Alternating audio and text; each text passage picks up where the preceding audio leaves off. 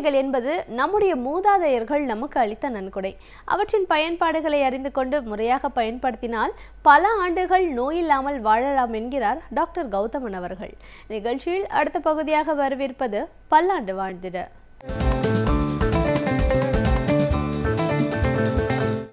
அன்பான கலைஞர் தொலைக்காட்சி நேயர்களுக்கு என்னுடைய இனிமையான காலை வணக்கங்கள். பொதுவாகவே பார்த்திங்கன்னா, நரம்பு சம்பந்தப்பட்ட பாதிப்புகளும் இரத்த குழாய்கள் சம்பந்தப்பட்ட பாதிப்புகளும் இன்றைக்கு சமூகத்தில் ரொம்ப அதிகமாகி கொண்டே வரதை பார்க்குறோம்.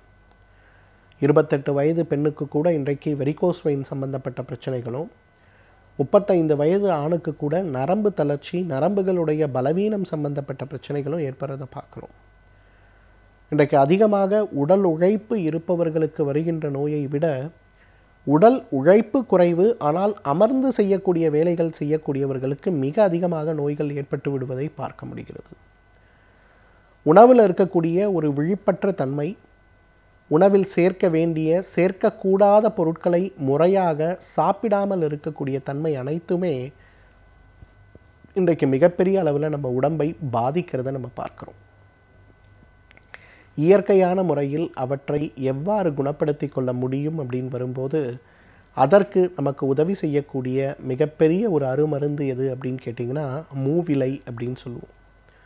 மூவிலை அப்படிங்கிறது பொதுவாகவே நாட்டு மருந்து கடைகளில் ரொம்ப அழகாக நமக்கு கிடைக்கக்கூடிய ஒரு தாவரம்னு சொல்லலாம். மூவிலையை பொறுத்தவரையிலும் பருப்பு வகையைச் சேர்ந்த ஒரு வகையான கொடி வகை தாவரம்னு சொல்லலாம்.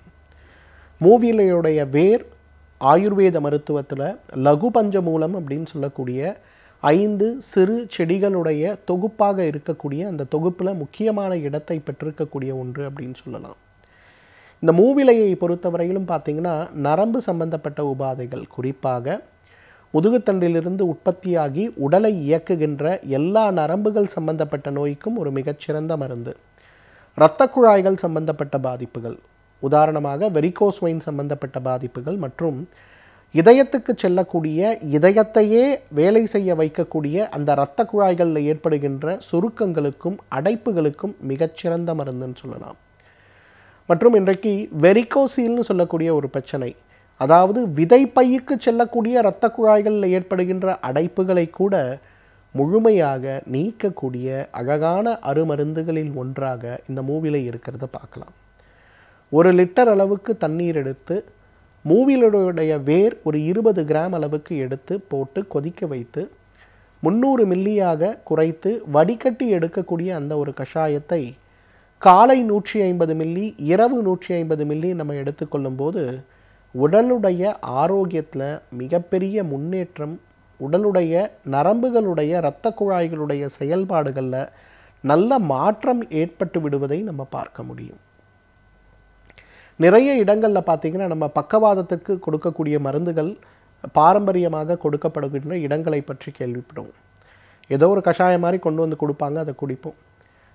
ஆனால் அதில் என்ன இருக்குது அப்படிங்கிறது யாருக்குமே தெரியாது அப்படின்னு சொல்லுவாங்க. ஆனால் அந்த மாதிரி கொடுக்கக்கூடிய, உடனடியாக செயலிழந்து போயிருக்கக்கூடிய நரம்புகளை தூண்டக்கூடிய அழகான அருமருந்தாக இருக்கக்கூடியது எது அப்படின்னு பார்த்திங்கன்னா, அதில் நிச்சயமாக இந்த மூவிலை இருக்கிறத நம்ம பார்க்க முடியும். என்னை பார்க்கவே ஒருத்தர் வந்திருந்தார். அவருக்கு பார்த்திங்கன்னா முகவாதம்னு சொல்லக்கூடிய ஒரு பிரச்சனை, ஃபேஷியல் பெராலிசிஸ் அல்லது பால்சின்னு சொல்லுவோம். முகத்துக்கு செல்லக்கூடிய நரம்புகளில் மிகப்பெரிய ஒரு பழுது ஏற்பட்டு முகத்துடைய அமைப்பும் மாறிப்போய் கண்கள் கூட மூடாமல் இருக்கக்கூடிய ஒரு சூழல், அதனாலேயே கண்களில் வறண்டு போகின்ற தன்மை ஏற்படக்கூடிய ஒரு பிரச்சனை, வாய் மூட முடியாது, எச்சில் ஒழுகுகின்ற ஒரு பிரச்சனை, குளிர்ந்த காற்று முகத்தில் பட்டாலே ஏதோ அந்த இடத்த வெட்டி எடுத்தது போல் மிக கடுமையாக வலி ஏற்படக்கூடிய ஒரு பிரச்சனை. இந்த பிரச்சனை பார்த்திங்கன்னா, இன்றைக்கு அவர் கிட்டத்தட்ட ஒரு 5 வருடமாக எங்கெங்கேயோ போய் சிகிச்சை எடுத்துகிட்டு குணமே ஆகலைங்கிற மிகப்பெரிய விரக்தியோட ஒருவரோட நண்பருடைய ஒரு தூண்டுதல் பேரில் என்னை வந்து பார்த்தார். அவருக்கு இருக்கக்கூடிய பிரச்சனைகள் எல்லாம் புரிய வச்சுட்டு நான் அவருக்கு என்ன பண்ணேன்னா, அந்த மூவிலையுடைய சூரணத்தை எழுதி இதை வந்து இப்படி கஷாயம் வச்சு சாப்பிடுங்க அப்படின்னு சொன்னேன். அவர் ரொம்ப கோவப்பட்டார் என்கிட்ட. என்னங்க நீங்கள், நான் இவ்வளோ பெரிய பிரச்சனையே சொல்கிறேன், நீங்கள் என்னமோ சாதாரணமாக ஒரு 100 ரூபாய் மருந்து எழுதி கொடுத்து இதை சாப்பிடுங்க சரியாயிரும்னு சொல்கிறீங்க, எப்படி சரியாகும் அப்படின்னு ரொம்ப கோபப்பட்டார். அவருக்கு இந்த மூவிலையை பற்றியும் அதோட குணங்களை பற்றியும் நான் சொல்லிவிட்டு, இல்லை நீங்கள் இதை முயற்சி செய்யுங்க, 1 மாதம் பார்ப்போம் அப்படின்னு சொல்லி அனுப்பி வச்சேன். அவர் ரொம்ப நம்பிக்கையற்ற தன்மையில் தான் போனார். அதன் பிறகு அதை 1 மாதம் எப்படியோ உபயோகப்படுத்திட்டு ஒரு மாதம் கழித்து என்னை வந்து பார்க்கும்போது அவருடைய முக அமைப்பிலேயே மிகப்பெரிய ஒரு மாற்றம் இருந்ததை கவனிக்க முடிந்தது. வரும்போது மிகுந்த சந்தோஷத்தோடு அவர் வந்தார். நிறைய லட்சங்கள் செலவு செய்து முகவாதம் பாதிக்கப்பட்டு ஒரு ஒரு டூ வீலரில் கூட என்னால் போக முடியாது, ஒரு காற்று பட்டதுனாலே உடனே ஒரு பக்கம் முகம் வந்து எனக்கு சுண்டி இழுக்க ஆரம்பித்திரும். இப்போ அந்த மாதிரி வலிகள்லாம் எனக்கு எதுவுமே இல்லை. என்னுடைய தாடையே என்னால் ஓப்பன் பண்ண முடியாது. வெயில் காலம்னா நான் நல்லா சாப்பிடுவேன், ஆனால் மழை காலம் வரும்போது என்னால் ஒன்றுமே பண்ண முடியாது. இதை குணப்படுத்துவதற்கு எனக்கு ஏதாவது வழிகள் இருக்கிறதா அப்படின்னு கேட்கக்கூடிய ஒரு நிறைய மருத்துவரை பார்த்துருக்கேன். ஆனால் இந்த மூவிலையை ஒரு மாதம் சாப்பிட்ட பிறகு என்னுடைய முக அமைப்பே மாறிவிட்டது அப்படின்னு சொல்லக்கூடிய அளவுக்கு நல்ல மாற்றத்தை ஏற்படுத்தி கொடுக்கக்கூடிய ஒரு அழகான மூலிகையாக இந்த மூலிகை இருக்கிறத பார்க்குறோம். 1 லிட்டர் தண்ணீர் 20 கிராம் அளவுக்கு சூரணம் எடுத்து கொதிக்க வைத்து 300 மில்லியாக மாற்றி வடிகட்டி காலை 100 மில்லி, மதியம் 100 மில்லி, இரவு 100 மில்லி உணவுக்கு முன்பு தொடர்ந்து சாப்பிடுங்க. உடலுடைய ஆரோக்கியம் மட்டுமல்ல, நரம்புகளுடைய ஆரோக்கியத்திலே நல்ல முன்னேற்றம் ஏற்படுவதை பார்க்க முடியும். சமூகத்தில் நடக்கும் பல செயல்களை பற்றி நம்மிடையே பேசி அவற்றை நாம் எவ்வாறு எதிர்கொள்ள வேண்டும் என்பதை பற்றியும் ஒவ்வொரு நாளுமே பேசி வருகிறார் எழுத்தாளர் மனுஷபுத்திரன் அவர்கள். நிகழ்ச்சியில் அடுத்த பகுதியாக வரவிருப்பது தீதும் நன்றும்.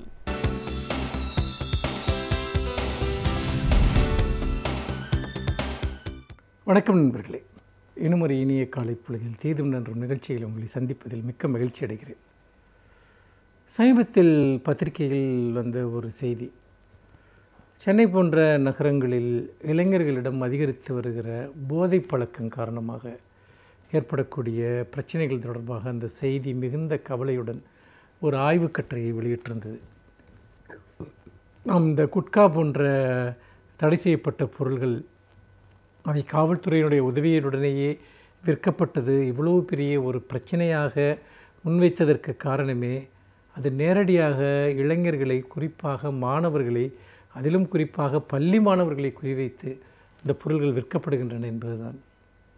பொதுவாக இந்த போதைப்பொருள் பழக்கம் என்பது அது டாஸ்மாகில் விற்கப்படுகிற சாராயம் மட்டுமல்ல, விதவிதமான போதைப் பொருள்கள், பல்வேறு விதமான பொருள்களிலிருந்து தயாரிக்கப்படுகிற போதைப் பொருள்கள் அவை பல்வேறு வடிவங்களில் விற்கப்படுவதை இன்றைக்கும் கூட பரவலாக காணலாம். பள்ளிகள், கல்லூரிகளுக்கு அருகே இருக்கக்கூடிய பல பெட்டிக்கடைகளில் அவற்றை சர்வசாதாரணமாக இளைஞர்கள், ஏன் இது சிறார்கள் கூட வாங்கக்கூடிய நிலை இன்று தமிழகத்தில் இருக்கிறது.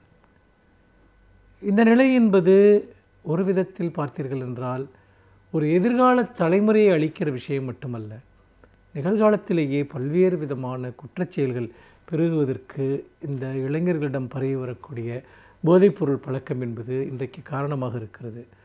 தங்குதடை இல்லாமல் போதைப்பொருள்கள் கிடைக்கக்கூடிய ஒரு சூழலை உருவாக்குவதில் அரசிற்கு, காவல்துறைக்கு முக்கிய பொறுப்பு இருக்கிறது. எங்கெல்லாம் அத்தகைய பொருள்கள் விற்கப்படுகின்றனவோ அவற்றை காவல்துறையினால் வெகு சுலபமாக கண்டறிய முடியும், அவற்றை தடுத்து நிறுத்த முடியும். ஆனால் போதைப்பொருள் விற்பனையின் மூலமாக கிடைக்கக்கூடிய ஆதாயம் என்பது மிக பிரம்மாண்டமாக இருப்பதால் பலரும் அதை கண்டுகொள்வதில்லை. இன்றைக்கு சிறார் குற்றவாளிகள் பெருமளவிற்கு அதிகரித்திருக்கிறார்கள். அப்படி சிறார் குற்றவாளிகள் அதிகரிப்பதற்கு மிக முக்கியமான காரணமாக இந்த போதைப்பொருள் பழக்கத்தை சொல்கிறார்கள். முக்கியமாக திருடுவது அல்லது ஒரு இது போன்ற திருட்டு செயல்களை ஒரு கேங்காக, ஒரு கும்பலாக செய்யக்கூடிய குழுக்கள் இவர்கள் சிறார்களை பயன்படுத்துவது, அவர்களை போதை பொருளுக்கு பழக்கப்படுத்தி அடிமையாக்கி அவர்களை இதில் ஈடுபடுத்துவது என்பது வழக்கமான நடைமுறையாக இருக்கிறது. அதேபோல் அப்படி குழுக்களில் இல்லாமல் போதைப்பொருளுக்கு ஆட்பட்ட சிறுவர்கள் கூட முதலில் வீட்டில் திருடத் தொடங்குவது, பிறகு மற்ற இடங்களில் திருடுவது என்று தொடங்கி ஒரு இளம் குற்றவாளிகளாக அவர்கள் வெகு விரைவில் மாறுவதற்கு போதைப்பொருள் பழக்கம் காரணமாகி விடுகிறது மட்டுமல்ல, அதற்கான துணிச்சலையும் அது கொடுக்கிறது என்பதைத்தான் நாம் இங்கு பார்க்க வேண்டும். மிக இளம் வயதில் விளைவுகளை பற்றி கவலைப்படாமல் போதைப்பொருள் போன்றவற்றினுடைய தேவை காரணமாக, அவற்றின் நிர்பந்தம் காரணமாக அத்தகைய பொருள்களை பயன்படுத்துவது என்பது இன்றைக்கு ஒரு வழக்கமானதாக, வாடிக்கையாக இங்கு மாறிவிட்டதை நாம் பார்க்கிறோம். அப்படிப்பட்ட ஒரு சூழலில் இன்றைக்கு இந்த போதைப்பொருள் பழக்கத்தின் காரணமாக இந்த குற்றத்தன்மை அதிகரிப்பது என்பது மட்டுமல்ல, கொலை சம்பவங்கள் கூட நடக்கின்றன. நிறைய சிறார்கள் கொலை செய்வது என்பது இன்றைக்கு சர்வசாதாரணமாகி கொண்டிருக்கிறது. வன் செயல்களில் ஈடுபடுவது என்பது கூட சர்வசாதாரணமாகி கொண்டிருக்கிறது. இது ஒரு மிகப்பெரிய தொற்று நோய் போல இளைஞர்களிடம் பரவி வருகிறது என்பதை நாம் பார்க்க முடிகிறது. இதை வெறுமனே நீங்கள் போதைப்பொருள்களை பயன்படுத்துவது தவறு, குற்றம் என்று அவர்களுக்கு அறிவுறுத்துவதன் மூலமாக இந்த விஷயத்தை தடுக்க முடியாது. ஏனென்றால் ஒரு பள்ளியிலோ வீட்டிலோ இளைஞர்கள் இருக்கிற நேரத்தைப் போலவே அவர்கள் வீட்டிற்கு வெளியிலும் அதிக நேரம் இருக்கிறார்கள். அப்படி இருக்கிற போது சக மாணவர்கள், அவர்களிடமிருந்து வரக்கூடிய அழுத்தங்கள், இவற்றின் காரணமாகவெல்லாம் மிகப்பெரிய ஒரு அழுத்தத்தை இன்றைக்கு அவர்கள் தொடர்ந்து சந்திக்கிறார்கள். அந்த பழக்கத்திற்கு அவர்கள் ஆட்படுவதற்கு அது மிக முக்கியமான ஒரு காரணமாக இருக்கிறது. அப்படி என்றால் அதனுடைய அவைலபிலிட்டி, அது கிடைக்கக்கூடிய அந்த ஒரு சூழலை நாம் ரத்து செய்யாமல் இந்த பழக்கத்தை குறைக்க முடியாது. ஆனால் எந்த மனசாட்சியும் இல்லாமல் ஆதாயத்திற்காக இந்த பொருள்களை விற்பவர்கள், அதை கண்டுகொள்ளாத காவல்துறை, இது எல்லாமே நமக்கு மிக மிக ஒரு எந்த அளவிற்கு ஒரு பொறுப்பற்ற சூழலில் நம்முடைய குழந்தைகள், நம்முடைய இளைஞர்கள் வளர்கிறார்கள் என்பதை பார்க்க முடிகிறது. இன்றைக்கு இருக்கக்கூடிய ஒரு உலகமயமாதல் சூழலின் காரணமாக, நுகர்வு கலாச்சாரத்தின் காரணமாக அதையெல்லாம் ஒரு சாகச செயல் என்று நிறைய இளைஞர்கள், இளம்பெண்கள் நினைக்கிறார்கள். அதாவது ஒரு கஞ்சா அடிப்பது, போதைப்பொருட்களை பயன்படுத்துவதெல்லாம் வாழ்க்கையினுடைய ஒரு அட்வென்ச்சர், சாகசம், அது ஒரு மகிழ்ச்சிக்கான ஒரு ஊற்றுக்கண் என்பது போல. ஆனால் அது எவ்வளவு பெரிய ஒரு வலையாக மாறி அவர்களை படிப்பிலிருந்து அவர்களுடைய கவனத்தை திசை திருப்பி விடுகிறது, எதிர்கால நம்பிக்கைகளிலிருந்து திசை திருப்பி விடுகிறது. அதே போல் அவருடைய வேலைகள் அல்லது அவர்களுடைய எதிர்காலத்திற்கு உருவாக்கி கொள்வதற்கான அடிப்படையான தயாரிப்புகள் இருந்து அவர்களை விலக்கி விடுகிறது என்பதை நாம் பார்க்கிறோம். வேலைக்கு செல்பவர்கள் கூட இதுபோன்ற பழக்கங்களை ஆட்படுகிற போது வேலையில் மந்தநிலை, உறவுகளில் சீர்கேடான தன்மையை அடைகிறார்கள். இன்னொன்று, பாலியல் சார்ந்த பிறழ்வுகள், முறைகேடுகள், இதற்கெல்லாம் இந்த பழக்கம் மிகப்பெரிய அளவிற்கு காரணமாக இருக்கிறது என்பதையும் கூட நாம் தொடர்ந்து பார்த்து கொண்டிருக்கிறோம். அப்படிப்பட்ட ஒரு சூழலில் தான் இன்றைக்கு நாம் இந்த இளைஞர்களிடம் இருக்கக்கூடிய போதைப்பொருள் பழக்கம் என்பதை ஒரு மிகப்பெரிய சமூக பிரச்சனையாக நாம் இன்றைக்கு பார்க்க வேண்டியிருக்கிறது. நம் ஒரு மிகப்பெரிய நம்முடைய மனித ஆற்றல் என்பது இன்றைக்கு சிதைக்கப்படுகிறது என்று தான் நான் இதை பார்க்கிறேன். என்றால் இளைஞர்களுடைய மனநலமும் உடல் நலமும், நிறைய இளைஞர்கள் மிக இளம் வயதிலேயே இந்த போதைப்பொருள் பழக்கத்தின் காரணமாக கடுமையான நோய்களுக்கு ஆட்படுகிறார்கள், கடும் விபத்துகளில் சிக்கிக்கொள்கிறார்கள். இளைஞர்களுடைய இறப்பு விதம் மிக கடுமையாக இருக்கிறது. விபத்துகள் இறக்கக்கூடியவர்கள் அதில் பிரதானமாக இந்த போதைப்பொருள் பழக்கம் இருக்கிறது என்பதை சுட்டி காட்டுகிறார்கள். நிச்சயமாக மிக கடுமையான தடைகளை போதைப்பொருள் விற்பனையில் நாம் ஏற்படுத்தாவிட்டால் அது இளைஞர்களை, ஒவ்வொரு குடும்பத்திலும் யாராவது ஒருவரை அது காவு வாங்கிவிடும் என்கிற அளவிற்கு இன்றைக்கு நிலைமை மோசமாகி கொண்டிருக்கிறது. அப்படி பார்க்கிற போது இந்த விஷயத்தில் காட்டக்கூடிய அலட்சியம் என்பது ஒரு தலைமுறையையே சிதைத்துவிடும் என்பதை நாம் மறந்துவிடக்கூடாது. அத்தகைய சிதைவிற்கு எதிராக போராடுவது நாம் ஒவ்வொருவருடைய கடமை என்பதை இந்த இடத்தில் அழுத்தம் திருத்தமாக பதிவு செய்ய விரும்புகிறேன்.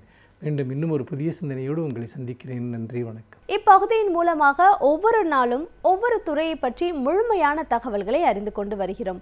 அந்த வகையில் இன்றைக்கும் ஒரு துறையை பற்றிய முழு தகவல்களையும் தெரிந்து கொள்ளலாம். நிகழ்ச்சியில் அடுத்த பகுதியாக வரவிருப்பது சிறப்பு விருந்தினர்.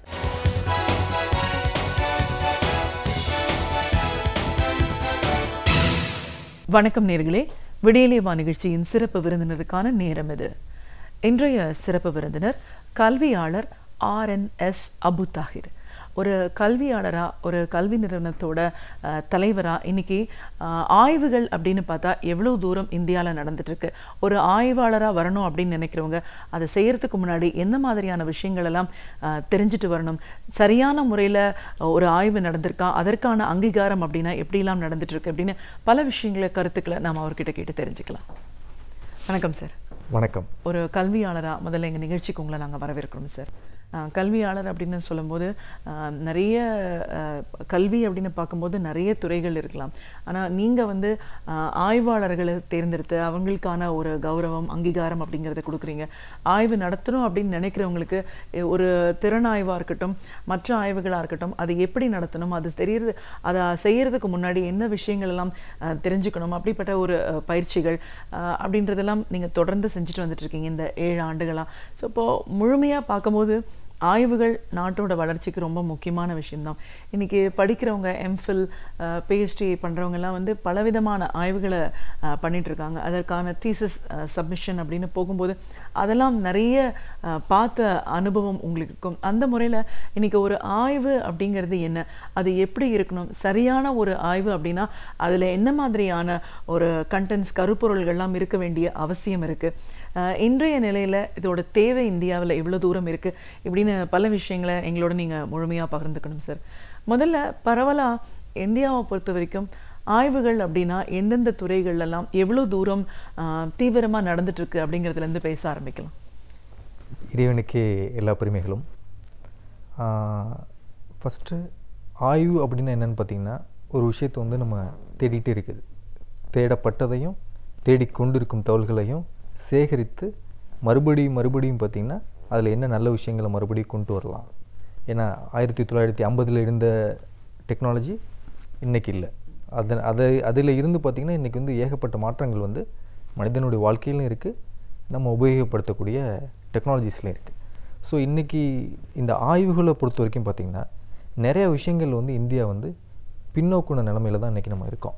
அது வந்து நம்ம மிகவும் வந்து வேதனைப்படக்கூடிய விஷயமாக இருக்குது இன்றைக்கி இருக்க காலகட்டத்தில். ஈவன் வந்து கல்வித்துறையாக இருக்கட்டும், மருத்துவத்துறையாக இருக்கட்டும், சட்டத்துறையாக இருக்கட்டும், அனைத்து துறையிலுமே நம்ம உலக நாடுகளை, அது முறைப்படி பார்த்திங்கன்னா சைனா, அமெரிக்கா, இங்கிலாந்து இவங்களெல்லாம் நம்ம வந்து ஃபாலோ பண்ணோம்னா நிறைய விஷயங்களில் பின்னோக்கி இருக்கும். இதுக்கு என்ன காரணங்கள் அப்படின்னு பார்த்திங்கன்னா, நம்மளுடைய இளைஞர்கள், யங்ஸ்டர்ஸ்க்கு வந்து சரியான முறையில் அதுக்குண்டான பயிற்சி வந்து கொடுக்கப்படலை.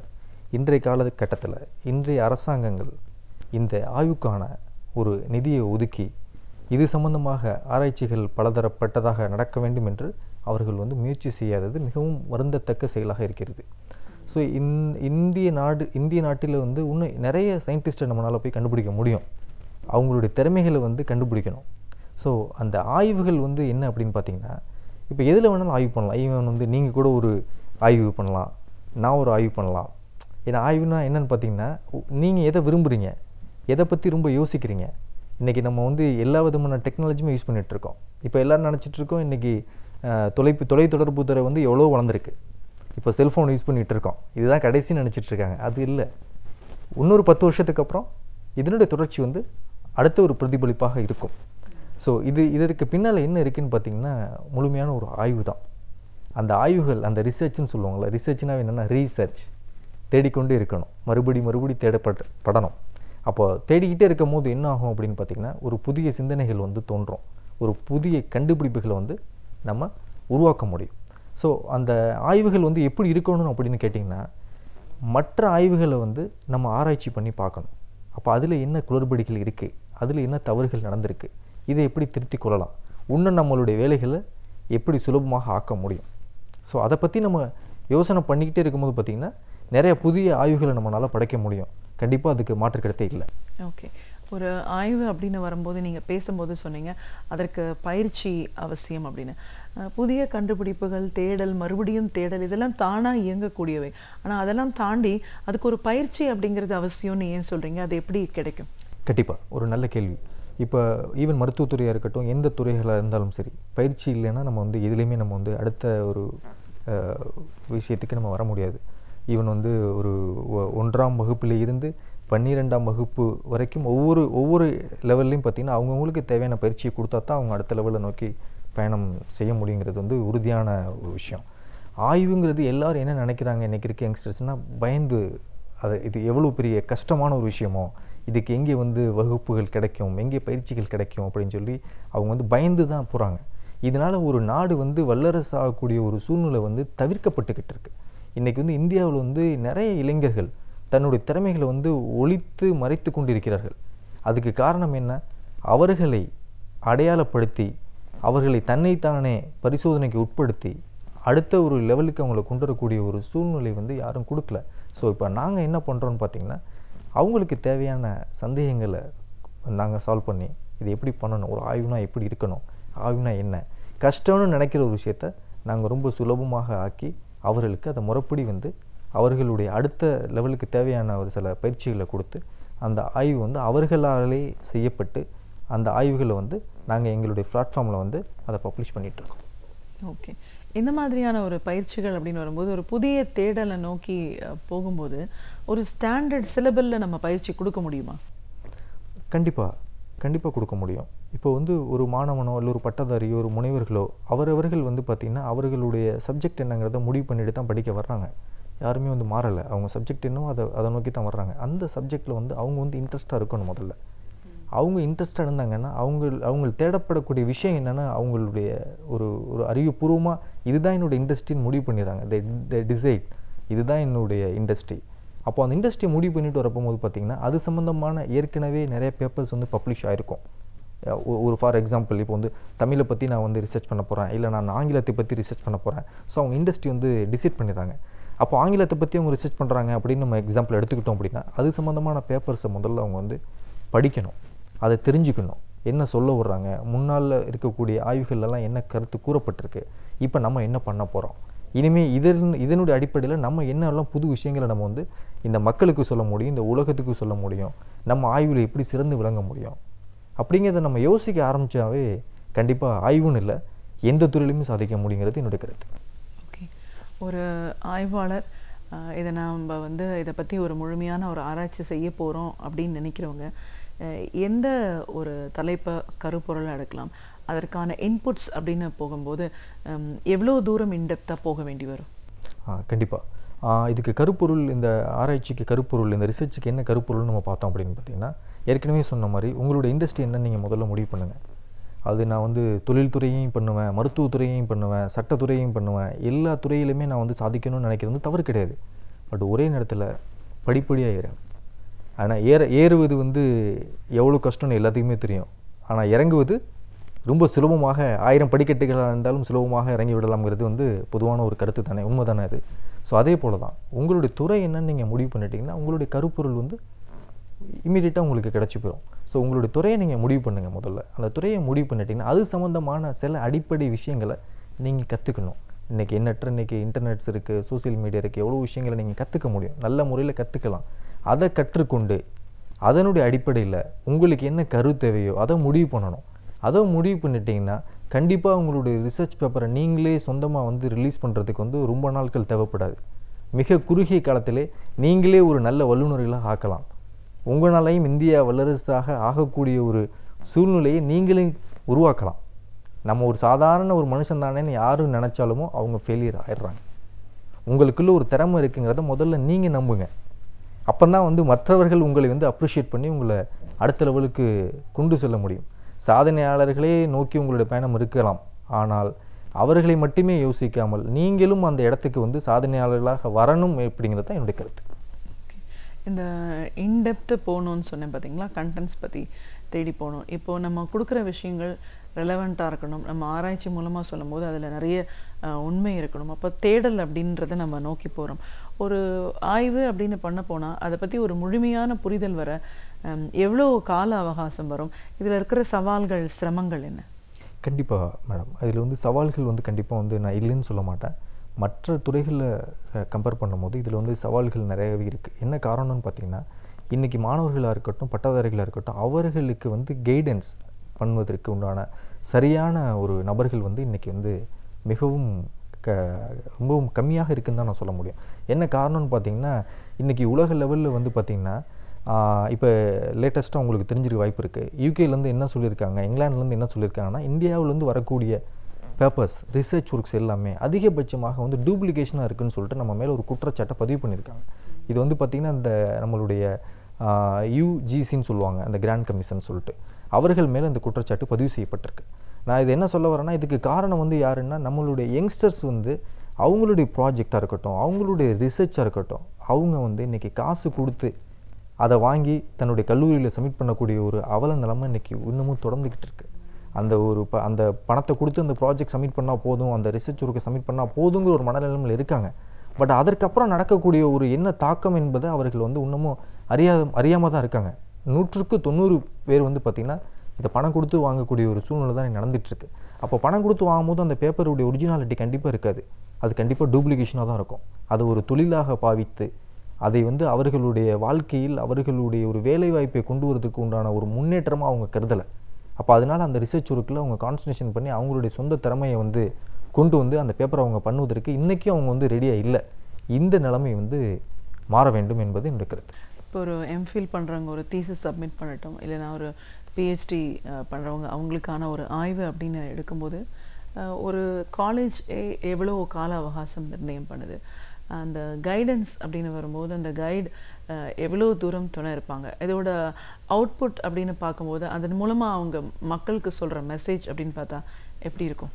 கண்டிப்பாக இன்றைக்கி ஒரு பிஹெச்டி ஸ்காலர் இருக்காங்கன்னா, பிஹெச்டியில் பயின்று கொண்டு இருக்கிறார்கள் அப்படின்னா அவர்கள் அடுத்த லெவலுக்கு வர்றதற்கு அந்த டிகிரியை முடிப்பதற்கு ஒரு கைடன்ஸ் இருக்கணும் கண்டிப்பாக.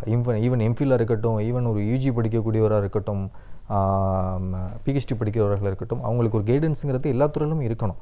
இப்போ இன்றைக்கி இருக்கக்கூடிய பிரச்சனை என்னென்னு பார்த்தீங்கன்னா, ஒரு சரியான ஒரு கைடன்ஸ் இல்லாமல் அவர்கள் தன்னுடைய பணத்தை விரயம் செய்து கொண்டு, அவர்களுடைய நேரத்தை விரயம் செய்து கொண்டு, அவர்களுடைய திறமையை விரயம் செய்து கொண்டு தான் இன்றைக்கி இருக்கக்கூடிய ஒரு அவல நிலைமை இன்றைக்கி வந்து நம்மளுடைய நாட்டில் வந்து தொடர்ந்துட்டு இருக்குங்கிறது மிகுந்த ஒரு கவலை அளிக்கக்கூடிய ஒரு விஷயமாக இருக்கிறது. ஏன்னா தொலைநோக்கு பார்வையோடு வந்து ஒவ்வொரு கைடன்ஸுமே வந்து தன்னுடைய மாணவனை வந்து அணுகணும். அந்த தொலைநோக்கு பார்வை இல்லை. ஏன்னா அவர்கள் வந்து ஒரு கைடன்ஸ் இருக்கிறார்கள் என்றால் அவர்கள் வருவதற்கு முன் பல சங்கடங்களை சந்தித்து தான் வந்திருக்கிறார்கள்.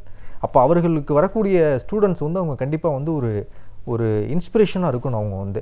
பட் இன்றைக்கி வந்து பார்த்திங்கன்னா நிறைய ஸ்டூடெண்ட்ஸுக்கு உள்ள பிரச்சனை என்னென்னு பார்த்திங்கன்னா, ஒரு சரியான கைடன்ஸ் வந்து அமையலை.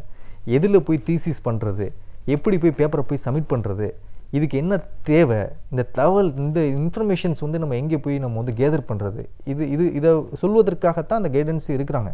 பட் அந்த கைடன்ஸ் வந்து தங்களுடைய பணிகளை வந்து சரியாக செய்யாதனால நிறையா மாணவர்களுடைய வாழ்க்கை வந்து இன்றைக்கி மிகப்பெரிய ஒரு அச்சமாகவும் கேள்விக்குறியாகவும் இருக்கிறது. இந்தியாவை பொறுத்த வரைக்கும் பார்த்தீங்கன்னா மிக தொன்மையான நாடு. பலவிதமான ஆய்வுகள், ஒரு ஹைலி சிவிலைஸ்டாக நம்மளுடைய முன்னோர்கள் இருந்திருக்காங்க அப்படின்னு பல ஆவணங்கள் மூலமாக நம்ம இன்னைக்கு தெரிஞ்சுக்கிறோம். அப்போது அன்றாடம் பல விஷயங்களை பற்றின ஒரு முழுமையான ஆய்வோடு வாழ்ந்த மனிதர்கள் மத்தியில் இன்றைய சூழல்களில் ஆய்வே பெரும்பாலும் நடக்கலை, இல்லைன்னா டூப்ளிகேஷன், இந்த நிலைமை ஏன் ஏற்பட்டுச்சு? Very good question madam. ஆக்சுவலாக வந்து இந்தியா வந்து மிகவும் தொன்மையான நாடு, பழமையான நாடு.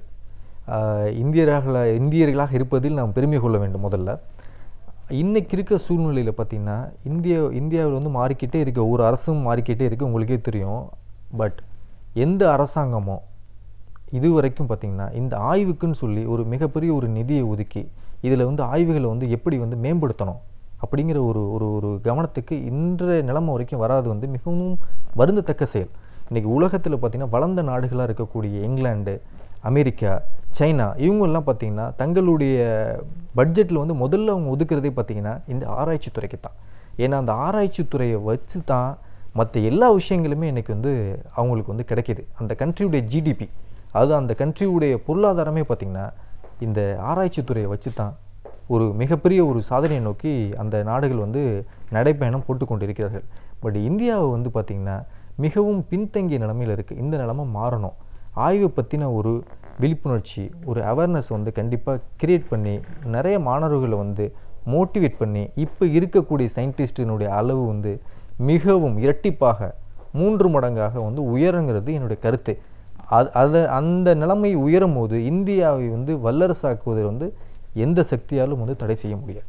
ஓகே, இப்போ உலக அளவில் பார்த்தோன்னா உலக நாடுகளில் ஆய்வுகள் அப்படின்னு பார்க்கும்போது எவ்வளோ தூரம் இருக்குது? எந்த ஒரு நாடு வந்து ஆய்வுகளில் முன்னோக்கி போயிட்டுருக்காங்க? கண்டிப்பாக ஆய்வுகளில் வந்து பார்த்திங்கன்னா உலக நாடுகளில் வந்து அமெரிக்கா வந்து எல்லா மற்ற நாடுகளை விட வந்து மிகுந்த ஆர்வத்துடன் அவர்கள் நிதியுதவியும் சரி, அவர்கள் கொடுக்கக்கூடிய சப்போர்ட்டும் சரி, மாணவர்களாக இருக்கட்டும், முனைவர்களாக இருக்கட்டும், பட்டதாரிகளாக இருக்கட்டும், எல்லாத்தையுமே பார்த்திங்கன்னா அவங்க அரவணைத்து, இப்போது ஒருத்தர் வந்து ஆய்வில் வந்து இன்ட்ரெஸ்டாக இருக்கார், if any one interested in research அப்படின்னா அவங்களுக்கு வந்து முதல்ல வந்து அவங்களுக்கு தேவையான பொருளாதார உதவிகளை கொடுத்து, அந்த ஆய்வுக்கு தேவையான நிதியை கொடுத்து, அனைத்து விதமான உதவிகளும் உலகத்தில் எந்த மூலையில் அந்த தகவல்கள் கிடைத்தாலும் அது தன்னுடைய அமெரிக்க அரசே அதை அந்த தகவல்களை அவர்களிடம் கொடுத்து அவர்களுடைய வளர்ச்சிக்கு வந்து உதவி செய்கிறதுனால என்ன ஆகுது, அவர் மட்டும் பயனடையலை, அந்த முழுமையான அந்த நாடே பயனடையுது. ஒரு ஜென்ரேஷனுக்கு இல்லை, அவர் கண்டுபிடிக்கக்கூடிய அந்த கண்டுபிடிப்பு பல ஜென்ரேஷனை தாண்டி அது வந்து பயணிச்சிட்டு இருக்கு. ஏன்னா இன்றைக்கி நான் உங்களுக்கு ஒரு உதவி செய்கிறேன் அப்படின்னா அந்த ஒரு நிமிஷத்துக்குள்ள தான் அந்த உதவி இருக்கும். பட் இது வந்து பல ஜென்ரேஷனை தாண்டி அந்த ஆய்வு வந்து கண்டிப்பாக வந்து ஒரு பாராட்டத்தக்க ஒரு விஷயமாக இருக்கும். இன்றைக்கி அமெரிக்காவில் பார்த்திங்கன்னா நிறையா ஆய்வுகளுக்கு வந்து பேட்டன் ரைட்ஸ்னு சொல்லி வாங்கியிருக்காங்க. அவங்க கண்டுபிடித்த எல்லாவற்றுக்குமே பேட்டன் ரைட்ஸ் வாங்கியிருக்காங்க. நாம் இன்னமும் 20-25 வருடங்கள் வந்து அமெரிக்கா, யூகே பொறுத்த வரைக்கும் நம்ம பின்னோக்கி தானே இருக்கோம், அது மாற்றுக்கருத்தே இல்லையே. ஸோ இதில் இந்த விஷயங்கள்லேருந்து நம்ம மீள வேண்டும்ங்கிறது என்னுடைய தாழ்மையான கருத்து. ஓகே, இன்றைய இளைஞர்கள் மத்தியில் நிறைய துறை நோக்கி நம்ம போகிறத பார்க்குறோம். ஆனால் ஆய்வு அப்படின்னு வரும்போது எவ்வளோ தூரம் இதுக்குள்ளே வராங்க? இளைஞர்கள் வந்து பார்த்திங்கன்னா நிறைய இளைஞர்கள் வந்து தங்களுடைய திறமைகளை வந்து முதல்ல வந்து வெளிக்கொண்டு வர தயங்குறாங்க. அடுத்த ஒரு படிக்கு ஏறணுன்னாவே பக்கத்தில் இருக்கவங்க நம்மளை என்ன சொல்லுவாங்க, நம்மளை யார் கிரிட்டிசைஸ் பண்ணுவாங்க, நம்மளை யாராவது ஏதாவது சொல்லிடுவாங்களோ, இந்த மாதிரி ஒரு பயத்தோட ஒரு அச்ச உணர்வோடு தான் இன்றைக்கி இருக்கக்கூடிய இளைஞர்கள் வந்து தன்னுடைய வாழ்க்கையை வந்து நடைபயணம் போட்டுட்ருக்காங்க. இந்திய இளைஞர்கள் வந்து மிக திறமையானவர்கள். ஏனென்றால் எந்த விதமான ஒரு சிஸ்டம் இஸ் கொலாப்ஸ்ட். பட் அந்த கொலாப்ஸ்டான ஒரு சிஸ்டத்தில் சில பேர் தன்னுடைய திறமையை இன்னும் வந்து வெளிக்கொண்டு வந்துட்டுருக்காங்க. அப்படி அது சாதாரண விஷயம் இல்லை. இன்றைக்கி அமெரிக்காவில் ஒரு இளைஞன் வந்து தன்னை வந்து வெளியில் கொண்டுட்டு வந்து தன்னை பற்றின விஷயங்கள் ஆய்வு வந்து வெளியில் கொண்டு வர்றான்னா அது அவர்களுக்கு பெரிதாக இருக்கலாம். ஏன்னா அவங்கள்ட்ட எல்லா சிஸ்டமும் இருக்குது. பட் இந்தியாவில் அப்படி கிடையாது. We are lagging system. அப்போ நம்ம ஒரு சிஸ்டமே இல்லாத ஒரு கண்ட்ரியில் நம்மளுடைய திறமைகளை நம்ம வெளிக்கொண்டு வர்றது வந்து சாதாரண விஷயம் இல்லை, மிகப்பெரிய ஒரு பாராட்டத்தக்க விஷயம். பட் இன்னமும் வந்து பார்த்திங்கன்னா இந்த சிஸ்டம் இல்லைன்னு நினச்சி உட்காரதை விட நீங்கள் போங்க, நீங்கள் போய் தேடுங்க. தேடத்தான் உங்களுடைய வெற்றி வந்து உங்களுடைய வசப்படும். தேடாமல் இருக்கிறதுனால தான் நம்ம இன்னும் தோல்விங்கிற ஒரு இடத்துலேருந்து முழுமையாக நம்மளை ஈடுபடுத்தி கொண்டு தோல்வி தான் நம்மளுடைய நிரந்தர நண்பன் அப்படின்னு சொல்லிட்டு ஒரே இடத்துல உட்காந்துருக்கோம். என்னுடைய ஒரே கருத்து, போங்க, தேடிக்கிட்டே இருங்க, ஒரு புதிய தேடலை கொண்டு வாங்க. அந்த புதிய தேடல் மூலம் ஒரு புதிய ஒரு பரிணாமத்தை வந்து அடைங்க. இப்போது இந்தியாவை பொறுத்த வரைக்கும் எந்தெந்த துறைகள்லாம் எதிலெல்லாம் ஆய்வுகள் இன்னும் நம்ம நடத்த வேண்டியிருக்கு அப்படின்னு நினைக்கிறீங்க? இந்தியாவை பொறுத்த வரைக்கும் பார்த்திங்கன்னா மருத்துவத்துறையில் வந்து நிறையா ஆய்வுகள் வந்து கொண்டு வரணும். இப்போ நான் வந்து மருத்துவத்துறைகள் சம்மந்தமான நிறைய ரிசர்ச் பேப்பரை வந்து நான் வந்து கெயிட் பண்ணிகிட்டு இருக்கேன். ஈவன் நான் வந்து I am not a doctor, but even வந்து நான் மருத்துவத்துறை சம்மந்தமாக தான் நான் ரொம்ப வந்து கான்சன்ட்ரேஷன் பண்ணுறேன். அதுக்கு என்ன காரணம்னு பார்த்திங்கன்னா, மனிதனுடைய படிப்புகள்லேயே வந்து மிக சிறந்த படிப்பு என்னன்னு பார்த்திங்கன்னா மருத்துவம் சம்மந்தமாக கொடுக்கக்கூடிய ஒரு விஷயந்தான். இன்றைக்கி எத்தனையோ மக்கள் வந்து பார்த்திங்கன்னா பல துன்பங்கள்னாலையும் பல பிரச்சனைகளாலும் கஷ்டப்பட்டு கொண்டிருக்கிறார்கள். அப்போ அவர்களுக்கு ஒரு புதிய ஒரு இன்வென்ஷன், ஒரு கண்டுபிடிப்பு அவங்களுக்கு கிடைக்கிது அப்படின்னு பார்த்திங்கன்னா அது கடவுளுடைய படைப்பாக தான் அவர்கள் வந்து நினைக்கிறாங்க. அது மாற்று கருத்து இல்லை. ஸோ இந்தியாவில் இருக்கக்கூடிய சயின்டிஸ்ட் வந்து பார்த்திங்கன்னா இந்த மருத்துவம் சார்ந்த நிறைய குறிப்புகளையும் நிறைய ஆய்வுகளையும் பல புதிய பரிணாமங்களையும் கண்டுபிடித்து கொடுக்கும் பட்சத்தில் உலக லெவலில் இந்தியாவினுடைய புகழை வந்து யாருமே அழிக்க முடியாதுங்கிறது என்னுடைய கருத்து. ஓகே, இன்னும் ஆய்வுகள் அப்படின்னு பார்க்கும்போது இதிலெல்லாம் வரணும் அப்படின்னு நீங்கள் சொல்கிறீங்க. இந்தியாவை பொறுத்த வரைக்கும் இப்போ இந்த ஆய்வுகள் ஒரு லேக்கிங் குறைந்து போயிட்டுருக்கிற இப்போ இருக்கிற சூழலுக்கு எது காரணமாக இருக்கும்னு சொல்வீங்க? முழுமையான காரணம் பார்த்திங்கன்னா அரசு சார்ந்த விஷயங்களில் பார்த்திங்கன்னா வந்து அவங்க வந்து கொடுக்கக்கூடிய பட்ஜெட் வந்து பார்த்திங்கன்னா எல்லா கண்ட்ரியுமே ஆர்மிக்கு தான் வந்து ஃபஸ்ட்டு ப்ரிஃபரன்ஸ் கொடுப்பாங்க. அந்த நாட்டுடைய பாதுகாப்பு, ஒரு நாட்டுடைய பாதுகாப்பு வந்து ஆர்மி மட்டுமே இன்னும் ஆயிராது. ஆய்வுகள் வந்து அதுக்கு ஈக்குவலாக வரும். எந்த ஒரு டிபார்ட்மெண்ட்ஸுமே, ஈவன் வந்து தொழில்துறையாக இருக்கட்டும், எந்த துறையாக இருக்கட்டும், அதில் வந்து முக்கியமாக உங்களுக்கு உந்து சக்தியை பார்த்திங்கன்னா அந்த ஆய்வு தான். ஏன்னா இன்றைக்கி நம்ம வந்து இன்னமும் பார்த்திங்கன்னா இன்று வரை நாம் வெளிநாட்டை நம்பி இருக்கக்கூடிய ஒரு காலகட்டத்தில் தான் இருக்கோம். ஈவன் வந்து ஒரு முக்கியமான ஒரு தளவாடங்கள் வந்து நம்ம வந்து வாங்குவதாக இருந்தாலும், ஒரு புதிய டெக்னாலஜி வாங்குவதாக இருந்தாலும், ஏன் நம்ம அமெரிக்காவையும் இங்கிலாந்தையும் சைனாவையும் ரஷ்யாவையும் நம்ம ஏன் வந்து டிபெண்ட் பண்ணி இருக்கணும்? We need a independent country. நம்மளுக்கு சுதந்திரம் கிடைத்தும் நாம் இன்னும் தனி நாடாக அங்கீகரிக்கப்பட்டமாங்கிற ஒரு கேள்விக்கு வந்து இன்னமும் எனக்கு பதில் கிடைக்கல. மேபி இந்த இந்திய மக்கள் வந்து அதை ஒவ்வொருவரும் உணர்ந்தார்கள் என்றால் கண்டிப்பாக இதனுடைய மாற்றம் வந்து வருவதற்கு ரொம்ப நாட்களோ மிகுந்த நாட்களோ தேவைப்படாது. கண்டிப்பாக வந்து சீக்கிரமே அந்த மாற்றம் வரும். நான் மட்டுமே அந்த மாற்றம் வரணும்னு நினச்சேன்னா அது முடியாது. எல்லாருமே நினைக்கணும். எனக்கு இருக்கக்கூடிய ஃபயர் வந்து எல்லாத்துக்கும் வரணும். இந்தியா மாறணும், இந்திய மக்கள் மாறணும். ஒரு புதிய பரிணாமத்தை நோக்கி நம்ம வந்து பயணம் செல்வதற்கு உண்டான காலகட்டத்தை நோக்கி நம்ம பயணம் செய்யணும். ஒரு ஆய்வாளராக இன்றைக்கி நிறைய விஷயங்கள் பேசியிருக்கோம். ஒரு ஆய்வு, சிறந்த ஆய்வு அப்படின்னா அது எப்படி இருக்கணும்? இன்றைக்கி ஆய்வுகள் இந்தியாவை பொறுத்த வரைக்கும் எவ்வளோ தூரம் போயிட்டுருக்கு அப்படின்னு பார்க்கும்போது வேதனையாக இருக்க குறைஞ்சிருக்கிற ஒரு சூழலை நம்ம பார்க்குறோம். அதுக்கு கொண்டு வரணும் அப்படின்னு வரும்போது இன்றைக்கி இளைஞர்கள் மத்தியில் இந்த எண்ண ஓட்டம் எப்படி இருக்குது, அதன் காரணமாக தான் இதெல்லாம் குறைஞ்சிருக்குங்கிறத பார்க்குறோம். இதை தாண்டி ஒரு சரியான ஆய்வு அப்படிங்கிறது எதை சொல்லணும், அதன் மூலமாக மக்கள் நாட்டோட வளர்ச்சி அது முக்கியத்துவம் வாய்ந்ததாக அமையிறதை நம்ம பார்த்துட்ருக்குற இந்த ஒரு சூழலில் ஒரு மாற்றம், ஒரு தெளிவு அப்படிங்கிறது எப்படி தேவைப்படுது? உங்களுடைய பார்வைகளில் நீங்கள் அதை எவ்வளோ தூரம் சிறப்பாக செஞ்சிட்ருக்கீங்கன்னு பல விஷயங்களை எங்களோட நீங்கள் பகிர்ந்ததுக்கு நன்றி. நன்றி. பல்கலைக்கழகங்களிலிருந்து புத்தகங்களை படித்து நாம் அறிந்து கொள்ள வேண்டிய பல அரிய தகவல்களை நமக்காக ஒவ்வொரு நாளுமே இனிமையான தமிழில் வழங்கி கொண்டிருக்கிறார் பேராசிரியர் சுபவீரபாண்டியன் அவர்கள். இன்றைக்கும் நமக்காக பல தகவல்களை கொண்டு வந்திருக்கிறார். அவற்றை கவனிக்கலாம். நிகழ்ச்சியில் அடுத்த பகுதியாக வரவேற்பது ஒன்றே சொல் நன்றே சொல்.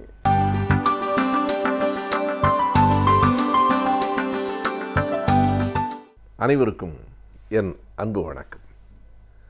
தலைவர் கலைஞர் அவர்களினுடைய நகைச்சுவை உணர்வு பற்றி நாம் எல்லோரும் நன்றாக அறிவோம். துயரமான நேரங்களில் கூட அந்த நகைச்சுவை குன்றாமல் பேசுகிற பேராற்றல் தலைவர் அவர்களுக்கு உண்டு. எப்போதும் எந்த சூழலிலும், அது சட்டமன்றமாக இருந்தாலும் வெட்டவெளியாக இருந்தாலும் நண்பர்களிடம் பேசுகிற நேரத்திலும் எப்போதும் அந்த நகைச்சுவை உணர்வு அவருடைய பேச்சில் இழையோடி கொண்டே இருக்கும். அப்படி பல நகைச்சுவை குறிப்புகளை மட்டும் தொகுத்து கலைஞரின் நகைச்சுவை நயம் என்னும் ஒரு சிறு நூலை தெய்வச்சிலை என்னும் நண்பர் எழுதியிருக்கிறார் அல்லது தொகுத்திருக்கிறார். அந்த தொகுப்பு நூலை நக்கீரன் பதிப்பகம் வெளியிட்டிருக்கிறது.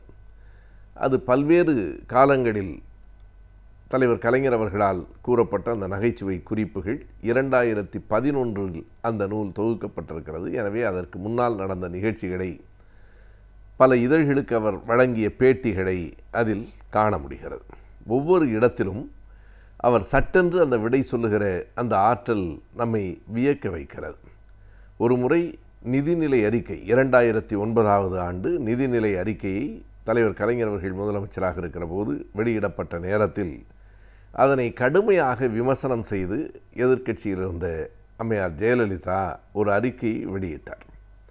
அந்த அறிக்கையில் இருந்த சில வரிகளை எடுத்து வைத்துக்கொண்டு ஊடகவியலாளர்கள் தலைவரிடத்தில் கேட்டார்கள், இந்த நிதிநிலை அறிக்கை பற்றி கருத்து சொல்லியிருக்கிற ஜெயலலிதா அவர்கள், இது செல்லாத செல்லரித்த நோட்டு, செலவழிக்க முடியாத பித்தடை காசு என்று கூறியிருக்கிறாரே என்றார்கள். கலைஞர் அவர்கள் அந்த உவமையை ரசித்துவிட்டு சொன்னார், பாருங்கள், உவமை சொல்லுகிற போது கூட அந்த அம்மையாருக்கு நோட்டும் காசும் தான் நினைவுக்கு வருகிறது என்றார். இதைவிட திருப்பி அடிக்கிற ஒரு அழுத்தமான ஆயுதத்தை பார்க்க முடியாது. அவர் எத்தனையோ சொற்களை போட்டு எழுதியிருந்த அந்த விமர்சனத்தை ஒரே ஒரு வரியில் திருப்பி கொடுத்தார். இப்போதும் கூட உவமை சொன்னால் கூட நோட்டும் காசும் தான் அவருக்கு நினைவு வருகிறது என்றார். அரசியல் தடங்களில் பல நேரங்களில் 1996 பிரதமர் நரசிம்மராவ் அவர்கள் அந்த பொறுப்பில் இருந்த நேரத்தில் ஒரு வார ஏடு கலைஞரை பேட்டி காண்கிறது. நீங்கள் ஒரே ஒரு நாள் பேசாமலும் சிரிக்காமலும் இருக்க வேண்டும் என்று சொன்னால் உங்களால் முடியுமா என்று அந்த ஊடகவியல் நண்பர்கள் கேட்கிறார்கள். எப்படி, கேள்வியை சொல்லுங்கள் என்கிறார். ஒரு நாள் முழுவதும் பேசாமலும் சிரிக்காமலும் இருக்க வேண்டும் என்ற நிபந்தனை போட்டால் உங்களால் முடியுமா என்றதற்கு கலைஞர் சொல்கிறார், ஓ, என்னை ஒரு நாள் நீங்கள் பிரதமராக இருக்க சொல்கிறீர்களா என்கிறார். அதாவது அந்த விமர்சனத்தை அத்தனை நயமாக சொல்லுகிறார். இப்படி பல செய்திகள் உண்டு. தலைவர் கலைஞர் அவர்களினுடைய பகுத்தறிவு சிந்தனைகளை சில நேரம் சில கேள்வியாளர்கள் சீண்டி பார்ப்பது உண்டு.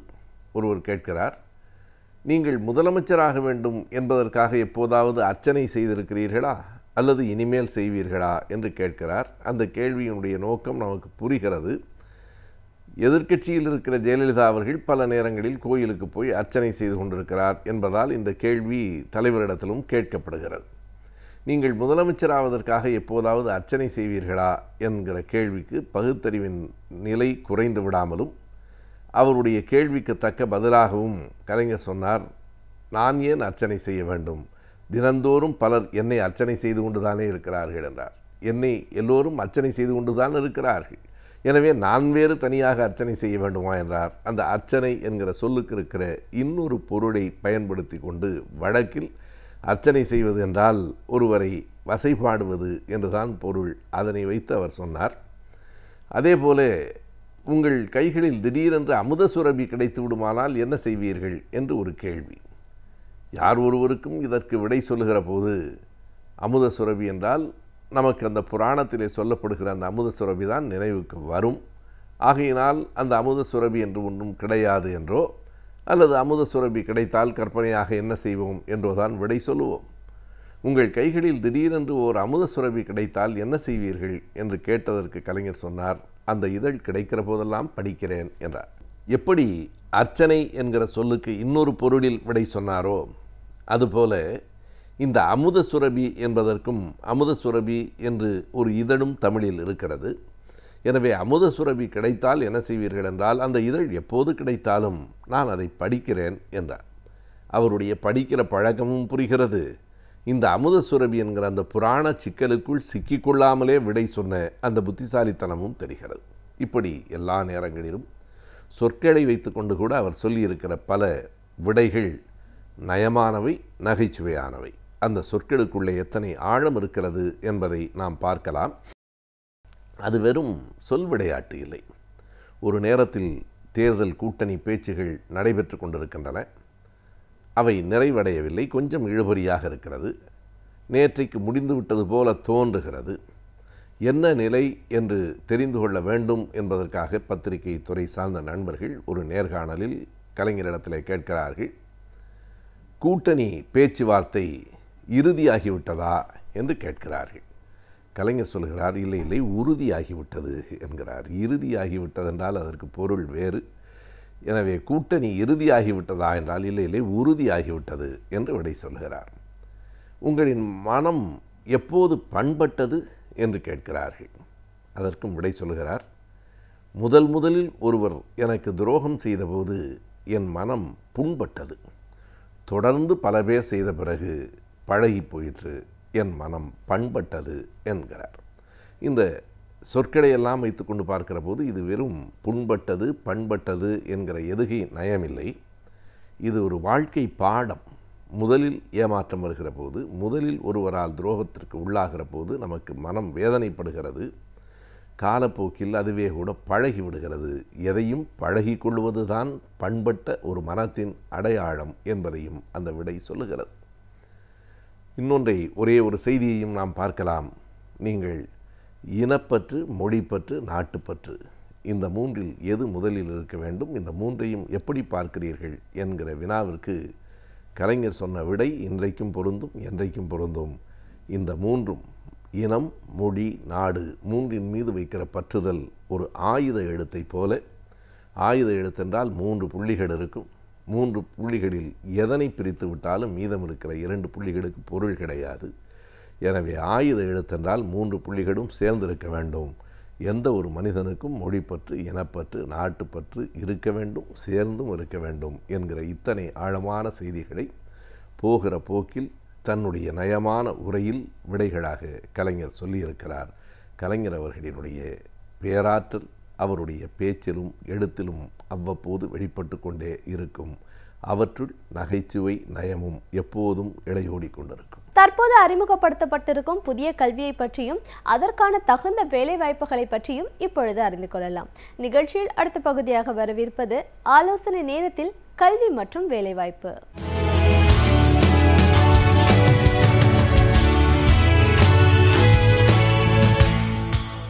வணக்கம். இன்றைய ஆலோசனை நேரத்தில் நம்ம கல்லூரியில் படிக்கிற மாணவர்கள், கல்லூரியில் படித்து முடித்த மாணவர்கள் தங்களோட திறன்களை எவ்வாறு வளர்த்து கொள்ள வேண்டும், வேலைக்கு தங்களை எவ்வாறு தயார்படுத்தி கொள்ள வேண்டும் அப்படிங்கிறத இன்றைக்கி பார்க்கலாம். இப்போ ஃப்யூச்சர் அப்படின்னா என்ன இருக்க போகுது அப்படின்னு எல்லார்ட்டையுமே ஒரு கேள்வி இருக்குது. பலவிதமான இந்த technology which is going to rule the world அப்படின்னு பார்க்குறாங்க. இது எந்த துறை அப்படிங்கிறது இல்லாமல் அனைத்து துறை மாணவர்களுக்கும் இது பொருந்தும். அதாவது டிரைவர்லெஸ் கார்ஸ் அப்படிங்கிறாங்க. டிரைவர்லெஸ் கார்ஸ் வந்தது அப்படின்னா ஒரு 6 கோடி ஓட்டுநர்கள், அதாவது கார் ஓட்டிக்கிட்டு இருக்க 6 கோடி பேருக்கு உலகம் பூரா வேலை போயிடும் அப்படின்னு சொல்கிறாங்க. இது ஒரு பக்கம். ஆட்டோமேஷன் வருது. ஆட்டோமேஷன் வந்தால் நிறையா மேனுஃபேக்சரிங், நிறைய ஆக்டிவிட்டீஸ் ஆட்டோமேட் பண்ணப்படும். அதனால் வேலை இழப்பு இருக்கும் அப்படின்னு சொல்கிறாங்க. அப்போ ஆர்டிஃபிஷியல் இன்டெலிஜென்ஸ் ப்ளஸ் ஆட்டோமேஷன் ரெண்டும் சேர்ந்து வருகிற பொழுது மனிதனை போன்று மனிதனுக்கு நிகரான ஒரு ஆட்டோமேட்டட் மெஷின் எல்லா வேலையும் பண்ணும் அப்படின்னு சொல்கிறாங்க. அதே போல் மெஷின் லேர்னிங், அதாவது ஒரு மிஷினே சாஃப்ட்வேர் எழுதும், மிஷினே start thinking like anybody else. உங்களோட பிரச்சனையை நீங்கள் சொன்னீங்க அப்படின்னா அதற்கான சாஃப்ட்வேர் கோடிங் மிஷினே எழுதும் அப்படிங்கிற மாதிரி இருக்குது. இல்லை மிஷின் நம்ம செய்கிற வேலையை மிஷின் கற்றுக்கிட்டு அது திருப்பி பண்ணும் அப்படின்னு சொல்கிறாங்க. ஸோ இப்போ நம்ம பார்த்தோம் அப்படின்னா என்னென்ன பார்த்தோம்? Automation, artificial intelligence, electric vehicles, machine learning அப்படிங்கிற துறைகள் இந்த ஃப்யூச்சரில் ரொம்ப வலுவாக அனைத்து துறைகள்லையும் மிக ஸ்ட்ராங்காக இருக்கும் அப்படின்னு எல்லாமே சொல்கிறாங்க. இது ஒரு உண்மை, நிச்சயமாக நம்ம புரிந்து கொள்ள வேண்டிய உண்மை. பட் இதனால் நமக்கு பிரச்சனை இருக்குமா அப்படின்னா, என்னை பொறுத்தவரை எந்த விதமான பிரச்சனைகளும் இருக்காது. தொழில்துறை வந்து என்றைக்குமே வந்து அது வந்து வேலைவாய்ப்புகளை அதிகப்படுத்தியிருக்கே தவிர நிச்சயமாக வந்து எந்த ஒரு வேலைவாய்ப்பும் அது பறிக்கலை. இப்போ வந்து ஒரு ஆட்டோமேஷன் வருது அப்படின்னா அதன் மூலம் பல வேலைவாய்ப்புகள் புதிதாக உருவாகும். இப்போ என்ன ஒரு ரிசர்ச்சில் என்ன சொல்கிறாங்கன்னா, இந்த எதிர்காலத்தில் வந்து கஸ்டமர் ஃபேஸிங் ஜாப்ஸ், அதாவது ஒரு சேல்ஸ் ரிலேட்டட் கஸ்டமர் சர்வீஸ், இன்னும் ஒரு மனிதனை பார்த்து பேசக்கூடிய வேலைகள் வந்து மிக அதிகமாக இருக்கும் அப்படின்னு சொல்கிறாங்க. அதாவது எல்லாமே மிஷின் பண்ணிருச்சு அப்படின்னா மனுஷன் என்ன பண்ணுறது, இன்னொரு மனுஷனுக்கு வேண்டிய மற்ற வேலைகளை நம்ம பண்ணுறதுக்கான வேலைவாய்ப்புகள், அதாவது sales related, customer support, customer service, technology service, இந்த மாதிரி வேலைகள்.